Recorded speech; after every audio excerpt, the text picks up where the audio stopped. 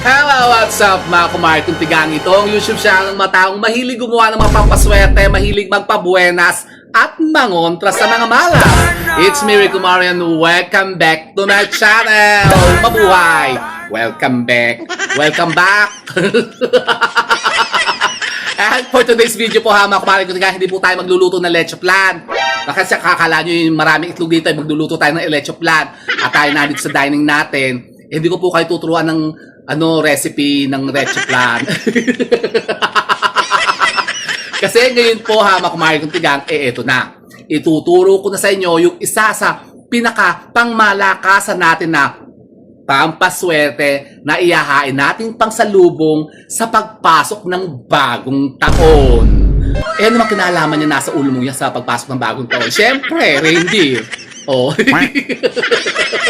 Kaya meron akong sungay. O, diba?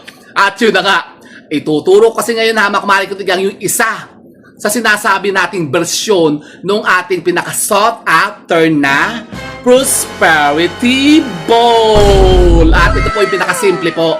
Ito po yung pinaka-naunang version po ha, mga kumari kong tigang, na ihinahanda ng ating matatandang mga ninuno nung araw, nung unang panahon, na hindi pa po nauso yung ating ginagawang version ngayon na napakaraming yung mga perang papel, may mga tigo 1,000 peso bill pa, may mga mandarin pa, may mga oranges pa.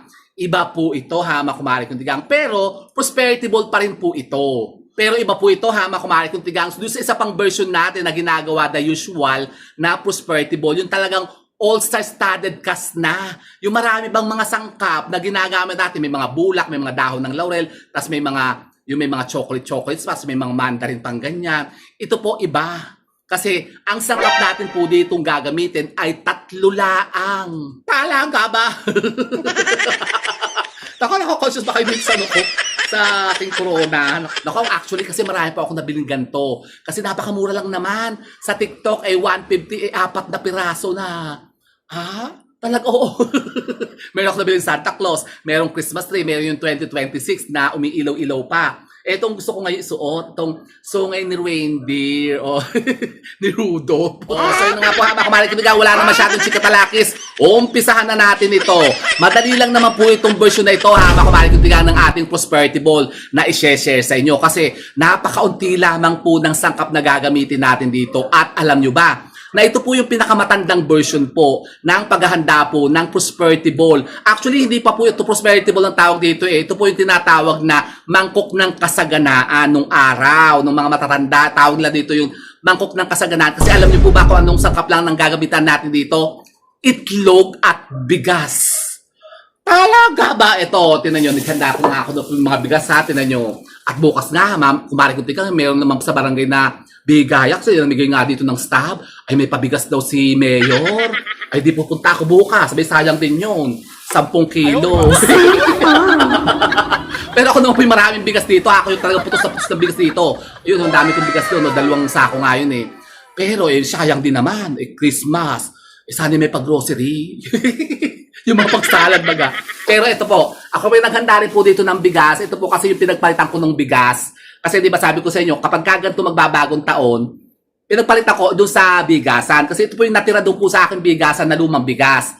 So nagsali na po ako ng bagong bigas. Ihanda nyo na po yan, yung mga bigasan nyo po. Di ba sabi ko sa inyo, na kailangan po bago magbagong taon, ang inyo po mga bigasan ay punong-puno na ng laman o talagang apaw-apaw na.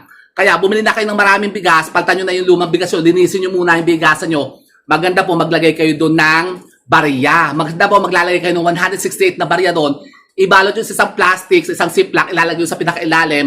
Lagyan nyo ng 12 piraso pong dahon ng laurel. Saka nyo isasalin ngayon ng bigas, yung bagong bigas. Kasi syempre ipapay po natin, ito yung lumang bigas natin. Kung nasa ilalim siya, hindi na siya na lamon. Yun yun, na isaing. Kailangan kunin natin yung lumang bigas natin para siyang una natin munang isasahin. So, ito yung nakuha ko. Gagamitin ko ngayon ito sa ating mga prosperity bowl. O, di ba ga? At syempre, since ito po yung prosperity bowl, syempre gagamit tayo ng bowl. At ito yung ating, yung isa sa ating ginagamit lagi na bowl na ito.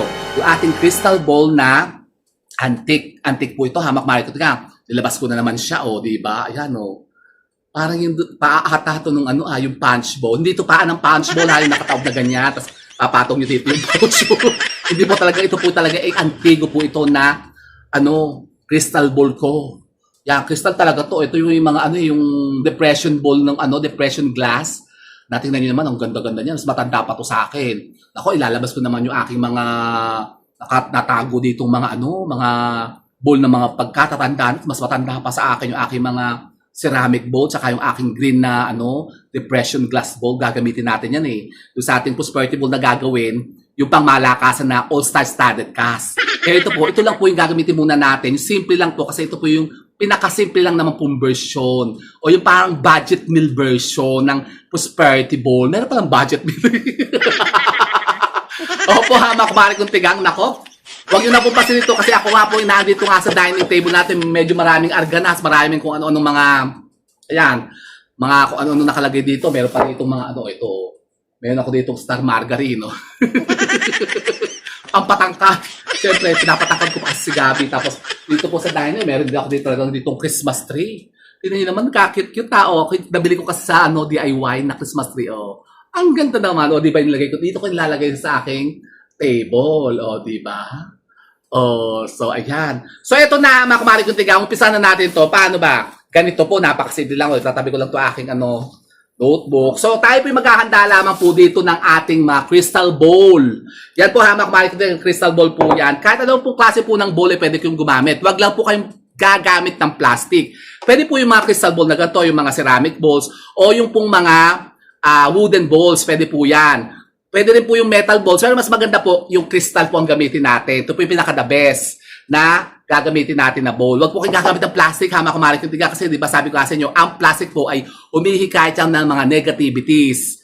Yan, malas po yan. Katulad ng mga kaibigan yung plastic. Kasi di ba sabi nga sa inyo, yung mga plastic po ay humihikayat po yan ng mga negativities. Malas po yan. Katulad po ng mga kaibigan yung mga plastic. Mga kaibigan yung putik. Oh. Tapos, dito po mga kumarin ko dyan, syempre, hindi po mamawala ito ang ating pong itlog.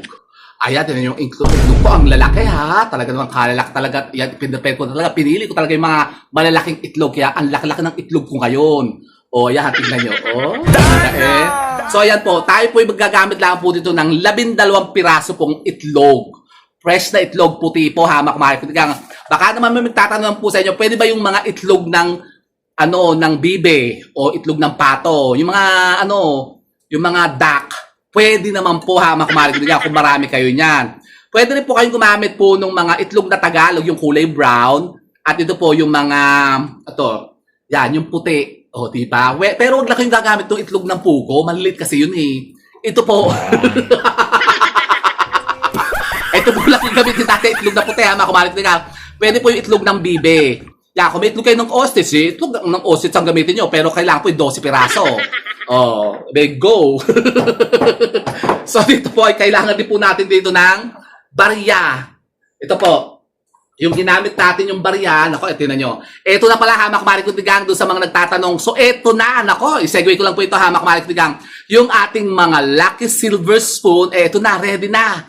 At ito po ay ready for shipping na doon sa mga nag-pre-order na po nito. Intay-intay nyo na lang po ha, makumain ko tigang na packaging ko na po, ipa-repack ko na. So yun po, ganito siya. Kapag eto na, nakaganyan siya, eto na, diba? Naku, bababa ko muna.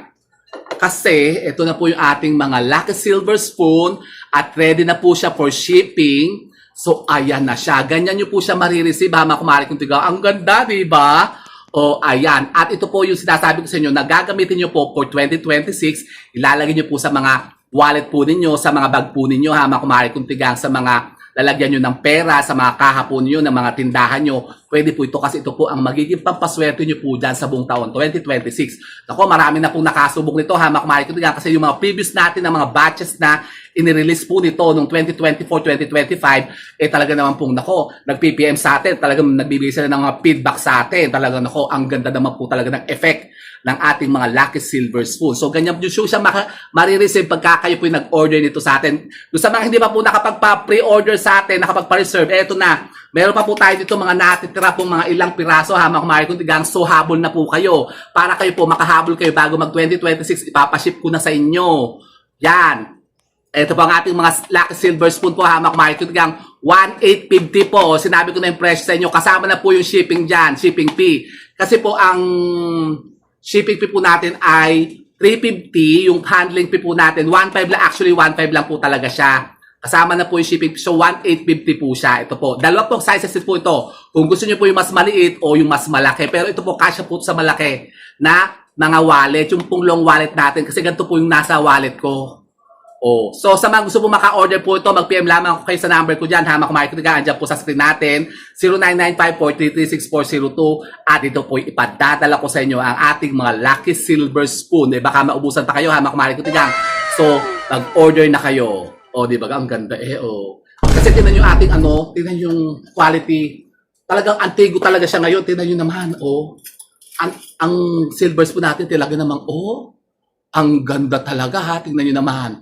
Ito po yung mga silver talaga na pwedeng tunawin nung araw. Hindi po ito yung mga ordinaryong excuse me.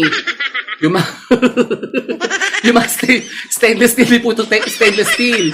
Nako po, Mariosep, ito'y pinag-arimuhunan ko pa nga, ni-request ko pa doon sa aking mga kaibigan na mga kolektor na sabi ko, bigyan mo naman ako ng ngayon, kahit dalawang set, sabi, yan ka na naman, hingi ka na naman ng silver spoon. Tapos yung matitra lang daw sa kanila, yun daw, mga tinidor. Sabi ko, sige, isama mo na yung tinidor, bigyan mo na rin sa akin yung tinidor. So, pero ito lang po talagang kailangan natin, yung mga silver spoon. Yan, tignan nyo, ito po yung, marami po kasi nung araw yung mga na-release po, ito, katulad po ito, yung Rogers and Son, pre-war pa to, 1942 pa ata yung mga Rogers and Son, silver nickel, spoon, silver spoon. Ayan, iba-iba kasi tignan nyo, ito ang ganda rin ito, isa ito, wala pa tong ribbon, di ko pa po nalalagyan. HMMG 66 silver. Tingnan nyo naman. Parang ang sarap gamitin sa pagkain, di ba? Sabi ko, parang sayang. Kasi parang, kumbaga, pag pinagtigisahan nyo to, kasi parang mabubuyag yung parang magugutay-gutay. Sayang kasi, kung nakaset siya, di ba? Parang gandang gamitin. Ang ganda gamitin kasi talagang sabi ko, hindi yung araw, yung mga parang yung may mga nakaka-LL, ito yung ginagamit nila pag lapyokan, di ba? Kasi alam niyo po ba, itong mga sinasabing mga kutsara na silver, ito talaga napakainam po talaga na pampaswerte, lucky charm. Pampaswerte po. Kasi, di ba, ang kutsara po ay talagang, yung ginagamit natin sa pagkain. Ginagamit natin sa pagkain yan. Bakit ba naging swerte ang mga pilak na kutsarang yan? Alam niyo po ba, kasi nung araw, may paniniwala kasi yung matatanda nating mga ninuno. Kasi naikwento po sa akin ito ng lola ko noon Noon pala, kagado po kayo may mga negosyo, may mga businesses kayo. Halimbawa, kayo may mga tindahan. Ang sinasabi ng matatanda nung araw, maglagay ka ng kutsara, yung kutsarang pilak. Dahil sa mga, lagyan nyo po ng yung mga pera po ninyo, mga kaha po ninyo, halimbawa, yung mga arinola. Ito daw po inilalagay para mas lumaki daw po yung inyo pong mga benta. Mas lumaki yung inyo pong mga kita, dadami yung pera. At kung halimbawa kayo po yung mga nag-online selling, maganda po ito. Sa mga pitaka nyo, ilalagay nyo o sa mga bag po ninyo. Basta't mayroon laging lamang pera. Kaya pala swerte ang kutsara. Tsaka syempre sa ginagamit ang kutsara, di ba? Ito yung ginagamit natin sa pagkain. Kaya tayo nabubusog. Kaya tayo po yung parang ginaganahan. Yan. Tsaka ang sinasadlok talaga ng pagkain. Kaya yung mga pera daw, parang sinasadlok daw natin. Parang, yun nga, sinasadlok natin ang sinasadlok para talagang tayo mabundat na, mabusog. So yun po ang significant Hamak Marketing ng ating Lucky Silver Spoon, yung ating mga pilak na mga kutsara. Swerte po yan Hamak Marketing. Maglagay kayo niya sa lagyan nyo po ng iyong mga pera. Kaya ito po, inilalagay ko po, personally po ako nilalagay po talaga ako ito sa wallet ko. So ito po Hamak Marketing, available na po ito. Mag-PM kayo sa akin kung gusto nyo po maka-order nito. Bakit ba napasaya ito? Kasi nakapato kasi siya dito sa isa natin gagamitin. Dito po sa ating mga coins. Kasi dito po yung coins ko. Dito po yung aking jar, yung aking mga jar ng coins. Hindi ko na i-prepare. So ito na muna yung gagamitin natin. Kasi kailangan po natin dito, Hamak Marketing, ng 12 piraso pong silver coins. Hamak Marketing. Ito po yung mga piso natin. Kasi dito po sa ating prosperity ball na ito, mangangailangan lang po tayo dito ng coins o mga barya. Ilan? 12 piraso po ha, mga kumari kuntigang. 12 piraso lang naman po ang kailangan natin. Pero kung gusto nyo, mas marami, dagdagan nyo na, mas maganda.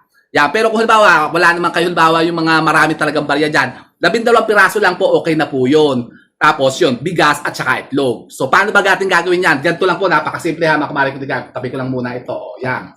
So, sa mga gusto po maka-order po ito ng ating mga Lucky Silver Spoon, mag-PM agad kayo sa akin kasi ang bilis na naman po ito maubos. Ito po ay pang second batch na natin ha, mga kumari kuntiga. Ito na lang po yung natin tira. Ilan lang? 1, 2, 3, 4, 5, 6, 7, 8, 9, 10, 11, 12. O yan. 12 pa po ito. Na-sold out na po yung 12 natin, na first 12. Ito po yung second batch na. So yan. So ganito po. Ito po yung ating bowl. Tapos ito po, ilalagyan na natin ng bigas. Gano'ng karami ba ng bigas? Kainaman lang naman po ha, mga kumari kuntigang. O yan. Ibuhos nyo na. Baka matapon kasi eh. Yeah, mas maganda po yung ganyan, sinasadlok nyo ng kinakamay nyo o isasalin nyo sa bowl. Yan. Tingnan nyo oh. Ang sarap ng feeling ng bigas ha, pagka hindi nadakot. Parang ang sarap-sarap. Ako talagang, pagka hinihipo ko yung bigas, pag nagsasayang ko, nasasarapan talaga ako. Talaga ba? So parang tingnan nyo oh. Ang sarap ng feeling sa kamay. Yan. Namnamin nyo kumbaga damhin nyo yung energy ng bigas. Yan, ganyan lang po, kainaman lang po, hamak malit ito, yung mga puno-puno lang talaga doon sa ating bowl. Lalagyan lang po natin siyang ganyan. Ito na. So, ang dahil pang natira, ito siya.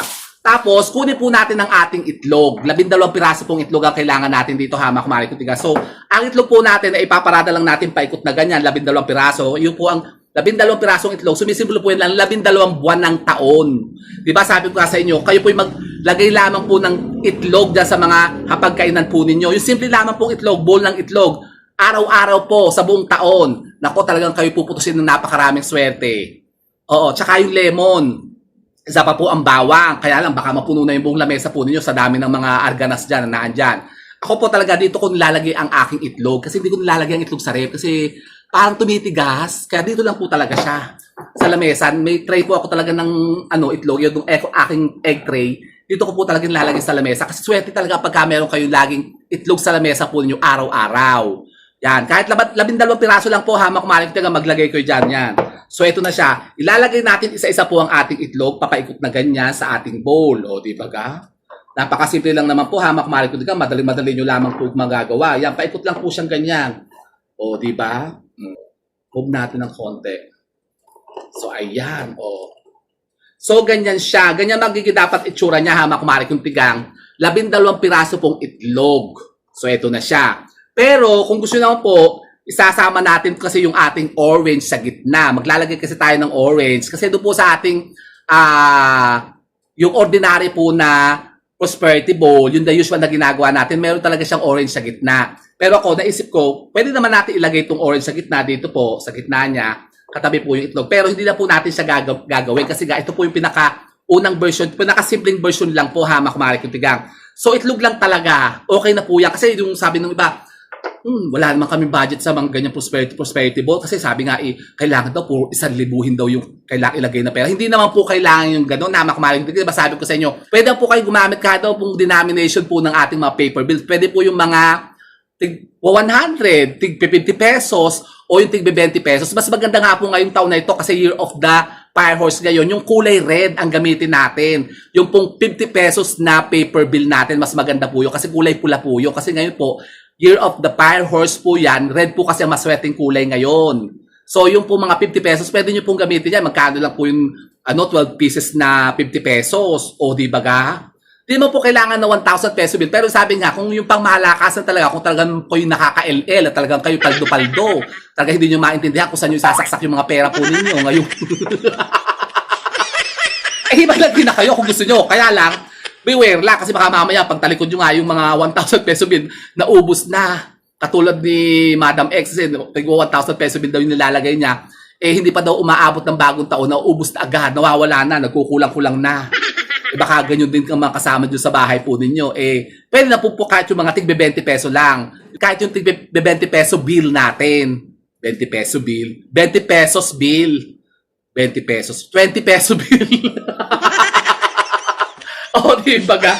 So ito na po siya, mga kumari kuntigang, ang ating bigas at itlog. Pagkatapos, anong gagawin natin dito? Ito po ay lalagyan naman po natin ng ating mga silver coins o barya, mga kumari kuntigang. So ito po yung ating 12 piraso pong barya. Ilalagay po natin siya dito, paikot din. Interval po ng ating mga itlog. Interval lang natin sa itlog natin, mga kumari kuntigang. Yan. Pwede po pa ganyan, patagilid, o pwede rin yung pahiga na nakaharap po yung tao. So yan, 3, 4, 5, 6, 7. Ayusin nyo na lang po, hamak marketing para maganda po yung presentation natin.